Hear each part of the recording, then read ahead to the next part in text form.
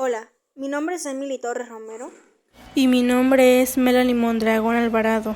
Somos alumnas del Colegio de Bachilleres Plantel 5 Coyuca de Catalán y cursamos la capacitación de higiene y salud comunitaria del quinto semestre. En este video les hablaremos hablaremos sobre el aborto y la sobre violencia de género. Empezando por el aborto. Aborto. De acuerdo con la OMS, el aborto es la interrupción de un embarazo tras la implantación del huevo fecundado en el endometrio, antes de que el feto haya alcanzado viabilidad, es decir, antes de que sea capaz de sobrevivir y mantener una vida extrauterina independiente. En la Enciclopedia de Jurídica Mexicana, el aborto se define como acción de abortar, del latín abortarte, a partir antes de tiempo en el que el feto pueda vivir. Desde el punto de vista gineco-obstétrico, es la interrupción del embarazo antes de que el producto de la concepción sea visible. El aborto puede para su estudio clasificarse desde los puntos de vista médico y jurídico penal, como enseguida se verá. Desde el punto de vista médico, en medicina se distinguen tres formas de aborto: espontáneo, provocado y terapéutico. Espontáneo.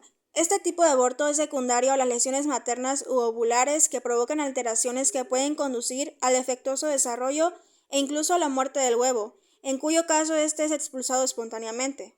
Su origen puede ser materno o fetal. Provocado. Se indica en la enciclopedia citada que este tipo de aborto constituye un acto criminal. Por ello está prohibido por la ley en la mayoría de los países y no es aceptable desde el punto de vista médico ni moral. Es el primer aspecto, ordinariamente es el que da lugar a complicaciones y problemas a veces graves. Terapéutico. En terminología médica y jurídica de algunos países se denomina aborto terapéutico aquel que se provoca para evitar riesgos reales o supuestos en una mujer cuyo embarazo puede comprometer su salud. Desde el punto de vista jurídico penal se distinguen cuatro tipos a saber, que son aborto culposo, aborto casual, por estado de necesidad o terapéutico y aborto honoris causa. Aborto culposo. Es el causado solo por la imprudencia de la mujer. Se funda en la consideración de que cuando la mujer por sus simples negligencias o descuidos, sin intención dolosa, causa su propio aborto. Aborto causal. En este tipo de aborto se destruye la presunción de intencionalidad y no se obtiene prueba alguna de un estado culposo imprudente, y no es punible por ausencia de elemento moral. Aborto por estado de necesidad o terapéutico. Esta clase de aborto es admitida prácticamente por todos los ordenamientos jurídicos. Aborto honoris causa. Algunos autores prefieren denominarlo solamente por privilegiado. Sin embargo, existen dos tipos de abortos más generales, que son el aborto con medicamentos y el aborto en clínica. El aborto con medicamentos, también conocido como pastillas abortivas, es donde tomas pastillas que te interrumpen el embarazo, te causan cólicos y sangrado, con lo que el tejido del embarazo sale de tu útero a través de tu vagina. Es como un aborto espontáneo, y este tiene de efectividad entre el 87% al 99% cuando tomas mifepristona y misoprostol juntos. Y el aborto en clínica, por lo general, es un procedimiento rápido y seguro realizado en un centro de salud por un doctor o una enfermera expertos. Este usa instrumentos médicos y hace una succión suave para remover el embarazo de tu útero a través de tu vagina. Este funciona en más de los 99% de los casos. Técnicas utilizadas para efectuar un aborto. Succión. El abortista inserta un tubo de plástico en el útero dilatado. El tubo se conecta a un aparato de succión que se echa a andar. Se evacúa el útero mediante succión. El cuerpo del bebé se desplaza a ser succionado a través del tubo. Dilatación curetaje. Tras dilatar el cuello del útero, el abortista introduce en el útero un forceps en forma de anillos y extrae al bebé de pedazos. Luego el abortista introduce una cureta, instrumento semejante a una cuchara con bordes afilados, con el cual raspa las paredes del útero para sacar la placenta y asegurarse de que no quede nada dentro del útero. Dilatación y evacuación. Usado después de las 12 semanas de gestación, el bebé ya está muy grande para pasar por el cuello del útero. Es necesario sacar al bebé por instrumentos y curataje de succión. Se usa un instrumento como tenazas, debido a que los huesos así como el cráneo del bebé ya están calcificados. El abortista, torciéndolo, la arranca, se quiebra la columna vertebral y aplasta el cráneo para poder sacarlo del vientre materno. Luego se arma al bebé con los distintos pedazos que se cuentan para asegurarse de que no haya quedado nada en el vientre materno. Envenenamiento salino. También se podrá decir inyección salina. Este procedimiento se usa después de las 16 semanas. Se encaja una larga aguja a través del abdomen de la madre hasta la bolsa amniótica del bebé. Se saca algo de líquido amniótico y se inyecta una potente solución salina. El bebé traga y respira esa solución que lo envenena lentamente. El bebé palatalea y sacude violentamente mientras literalmente se quema vivo. El útero comienza a contraerse, como en el parto. Continuamente las contracciones hasta que expulsa el feto y la placenta. Histerotomía. Usado principalmente en los últimos meses de embarazo. Se penetra quirúrgicamente en el vientre materno, de manera semejante a una cesárea, mediante una incisión a través del abdomen. Se saca el feto y la placenta, se sutura la herida, se deja morir al pequeño bebé por abandono o se le mata mediante acto directo. Aborto químico. Esta forma de aborto, una sustancia química desarrollada por la farmacéutica que provoca fuertes contracciones en el útero, hasta que expeler al bebé que se encuentra desarrollando. En un escrito se señala como una de las complicaciones de este método la de nacidos con vida. De hecho, las dos complicaciones más temidas por un abortista son las de madre muerta o un bebé vivo. ¿El aborto es seguro? Tanto el aborto en clínica como el aborto con pastillas abortivas son muy seguros. De hecho, el aborto es uno de los procedimientos médicos más seguros que hay, pues tiene una tasa de complicaciones menor que otros procedimientos médicos comunes, como sacarse las muelas de juicio. Y las pastillas abortivas son más seguras que otros medicamentos, como la penicilina, el Tinelón y el Briaga. Además, el aborto es muy común. Más o menos una de cada 4 mujeres en los Estados Unidos se hace un aborto antes de los 45 años de edad. ¿Cómo me sentiré después de tener un aborto? Recibirás instrucciones escritas para el cuidado después de tu aborto y un número de teléfono al que puedes llamar si tienes alguna pregunta o preocupación. Puede que tengas que ir al centro de salud o con tu doctor o enfermera para un chequeo o para hacerte pruebas de laboratorio después del procedimiento. ¿Cómo afectará el aborto a mi salud? Hacerte un aborto no afectará ni tu salud en general ni tu capacidad de tener embarazos saludables en el futuro. Hacerte un aborto no aumenta tu riesgo de tener cáncer y no causa depresión y problemas de salud mental. El aborto tampoco causa infertilidad. De hecho, es posible quedar en embarazo poco después de abortar. La interrupción legal del embarazo es una forma de garantizar el ejercicio de los derechos sexuales de las mujeres. Es una intervención para detener el proceso de gestación regulada bajo un marco legal establecido por el Estado. En el caso de la Ciudad de México, la interrupción voluntaria del embarazo es legal si se realiza dentro de las primeras 12 semanas de gestación. En el resto del país solo es legal bajo ciertas causales como violación que aplica para todo el país. Celebramos los avances en la Ciudad de México, sin embargo en el resto del país aún hay una gran deuda del Estado con las mujeres. De acuerdo con el Observatorio de Muerte Materna, el aborto clandestino es la cuarta causa de muerte materna en México. Entre el 2002 y 2016, 624 mujeres fallecieron por el aborto según en el análisis El aborto en México. Desde la legalización en el capital 2007 y en los 10 años posteriores, 4.246 mujeres fueron denunciadas y 228 sentenciadas por aborto.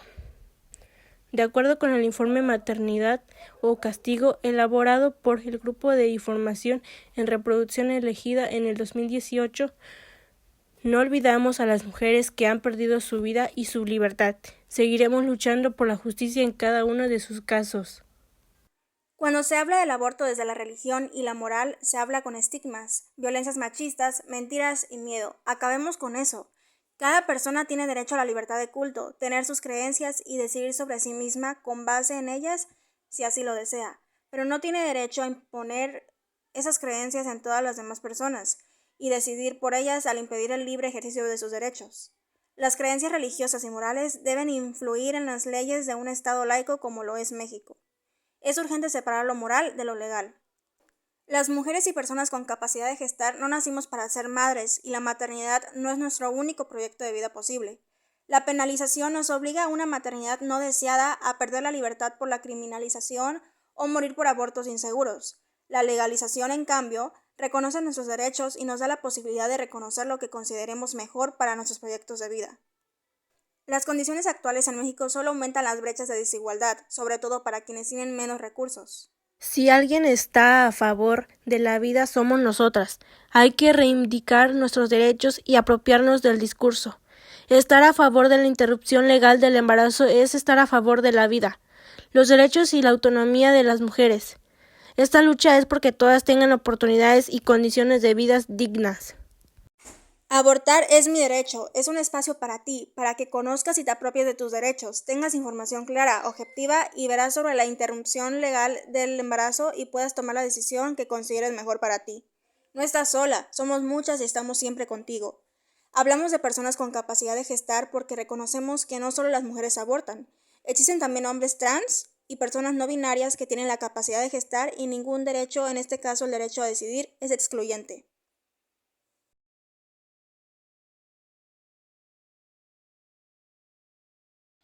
Ahora hablaremos sobre la violencia de género. La violencia contra las mujeres y las niñas es una de las violaciones más generalizadas de los derechos humanos en el mundo. Se producen muchos casos cada día en todos los rincones del planeta. Este tipo de violencia tiene graves consecuencias físicas, económicas y psicológicas sobre las mujeres y las niñas, tanto a corto como a largo plazo, al pedirles participar plenamente y en pie de igualdad en la sociedad. La magnitud de este impacto, tanto en la vida de las personas y familias como de la sociedad en su conjunto, es inmensa. La violencia de género se refiere a actos dañinos dirigidos contra una persona o un grupo de personas en razón de su género. Tiene su origen en la desigualdad de género, el abuso de poder y la existencia de normas dañinas. Quien sufre más la violencia de género es durante el 2021 la mayoría prevalencia de violencia contra las mujeres de 15 años y más a lo largo de la vida se registró en Estado de México el 78.7%, mientras que en la entidad federativa con menor prevalencia en Chiapas 48.7%. La violencia tiene enormes consecuencias en lo social y en la salud. La violencia provoca muchas muertes en todos los días, particularmente entre hombres, jóvenes y niños. Además de ese índice de muertes, un alto número de hombres, mujeres, niños y niñas sufren lesiones, discapacidad o problemas de salud como el resultado de la violencia. La exposición a la violencia puede aumentar el riesgo de fumar, por consumir alcohol o uso de drogas, de sufrir enfermedades mentales o tendencia al suicidio, así como enfermedades crónicas como enfermedades del corazón, diabetes o cáncer, enfermedades infecciosas como el VIH y problemas sociales como el crimen o más. Tipos de violencia contra las mujeres. La violencia contra mujeres y niñas en el ámbito privado puede incluir violencia económica. Consiste en lograr o intentar conseguir la dependencia financiera de otra persona, manteniendo para ella un control total sobre sus recursos financieros, impidiéndole acceder a ellos y prohibiéndole trabajar o asistir a la escuela. Violencia psicológica. Consiste en provocar miedo a través de la intimidación, en amenazar con causar daño físico a una persona, su pareja o sus hijas o hijos, con destruir sus mascotas y bienes, en someter a una persona a maltrato psicológico o en forzarla a aislarla de sus amistades, de su familia, de la escuela o del trabajo. Violencia emocional. Consiste, por ejemplo, en minar la autoestima de una persona a través de críticas constantes, en infravalorar sus capacidades, insultarla o someterla a otros tipos de abuso verbal, en dañar la relación de una pareja con sus hijas o hijos, o en no permitir a la pareja ver a su familia ni sus amistades.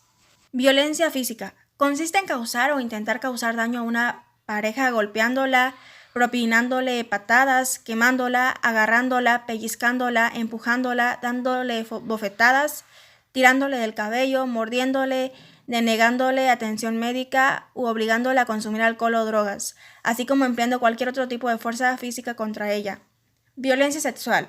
Conlleva obligar a una pareja a participar en un acto sexual sin su consentimiento. Violencia simbólica, opresión que se ejerce sobre un individuo a través de mensajes que instauran estereotipos de género, que lo fuerza a tomar una posición inferior respecto a personas de otro género. Violencia doméstica, acción violenta que realiza un integrante del grupo familiar sobre otro. Puede darse entre parientes sanguíneos o miembros por afinidad como una pareja. Violencia institucional. Actos perpetuados por funcionarios y empleados pertenecientes a alguna institución u organización para obstaculizar el ejercicio de los derechos y la obtención de beneficios de un individuo. Violencia obstétrica. Acción violenta que se da hacia las mujeres embarazadas y no embarazadas, por parte de los trabajadores del sector de la salud. Hablar de la mujer en México es hablar de la mitad de la población en total, de la más de la mitad de la población en edad de trabajar, de prácticamente la mitad de la matrícula escolar nacional y del mayor número de votantes registrados en el padrón electoral vigente. Las mujeres son mayoría en un país de arriesgadas tradiciones machistas. Según datos de Censo en Población y Vivienda del 2010, las mujeres representan actualmente el 51.2% de la población total. El 52% de la población de 15 años y más, es decir, que la población en esa edad de trabajar, y el 51.5% de los mexicanos registrados en el padrón electoral. En el ciclo escolar de 2011-2012, las mujeres integran el 49% de la matrícula escolar total del país. La presencia femenina en el mercado de trabajo se ha incrementado de manera notable en las últimas décadas, particularmente en los sectores productivos y de servicios. La creciente participación de las mujeres en la vida social, económica, política y cultural de nuestro país ha sido paralela a una mejor sustitución de las indicaciones demográficos, particularmente en las zonas urbanas. Las legislaciones de diversos países atribuyen el concepto de violencia de género a la violencia ejercida contra las mujeres. La distinción que se realiza respecto a la violencia ejercida contra el varón es que ésta no necesariamente se da debido a una cuestión de género. Sin embargo, la violencia contra el hombre existe y debe ser denunciada. Los prejuicios y estereotipos de género llevan a que el número de denuncias sea mucho menor a los casos en los que los hombres sufren violencia doméstica. Existen organizaciones que trabajan para visibilizar este tipo de violencia, ya que en muchos casos la víctima no se atreve a denunciar. Causas de la violencia de género. Estereotipos de género, prejuicios culturales y deseos de poder y dominación. Consecuencias de la violencia de género. En la salud física puede producir lesiones físicas leves o graves y hasta la muerte de la víctima. En la salud mental puede producir daños emocionales irreversibles en la víctima. En la salud reproductiva, las relaciones sexuales forzadas pueden traer como consecuencia enfermedades de transmisión sexual y embarazos no deseados. En la salud social puede producir aislamiento social de la víctima, deterioro en las relaciones sociales. ¿Cómo prevenir la violencia de género? Una de las principales formas de evitar la violencia de género es la prevención. Es importante que los miembros de las sociedades trabajen en conjunto para visibilizar el problema y prevenir nuevos casos y víctimas. En el ámbito doméstico, educar a niños y niñas acerca de la equidad de género y el respeto hacia el prójimo. Denunciar en caso de sufrir o de ser testigo de violencia de género. Informarse acerca de las medidas a tener en cuenta en caso de violencia. En el ámbito social, garantizar la presencia de mujeres en todas las esferas de la sociedad. Derribar estereotipos machistas que contribuyan a las disparidades de género. Condenar las prácticas violentas en la vía pública y en espacios públicos. Denunciar en caso de ser testigo de un hecho de violencia de género. En el ámbito político y legislativo, desarrollar políticas, programas y campañas que den visibilidad al problema y que apoyen a las víctimas. Generar ambientes y entornos seguros para evitar la violencia. Promulgar leyes que sancionen las conductas violentas y defiendan a la víctima. Habilitar canales de denuncia rápidos y efectivos. ¿Qué hacer ante un hecho de violencia de género? Si soy víctima, dar aviso. Guardar documentación, buscar atención médica, recolectar evidencia, denunciar la agresión, solicitar orden de protección. Si soy testigo, en la vía pública, denunciar. En la mayoría de las ciudades existe una línea gratuita para denunciar casos de violencia de género. En caso de que no exista, llamar a la policía. Llamar la atención de los transeúntes para intimidar al atacante. Ofrecer ayuda y contención a la víctima. En el ámbito doméstico, escuchar y acompañar a la víctima. Ofrecer la ayuda para realizar la denuncia pertinente. Ofrecer la ayuda para que se oriente con organizaciones públicas y privadas que traten esta problemática. Entender que puede tratarse de un momento físico y psicológico delicado para la víctima, por lo que es recomendable no ejercer ningún tipo de presión sobre ella. La humanidad necesita tanto a los hombres como a las mujeres. Entonces, ¿por qué nos ven como algo menos que iguales? Todos los hombres deberían ser feministas. Si los hombres se preocupan por los derechos de las mujeres, el mundo será un mejor lugar. Si te retienen, insultan, atacan, pegan o amenazan, no te confundas, eso no es amor. No estás sola, denuncia, somos libres. Eso es todo, muchas gracias.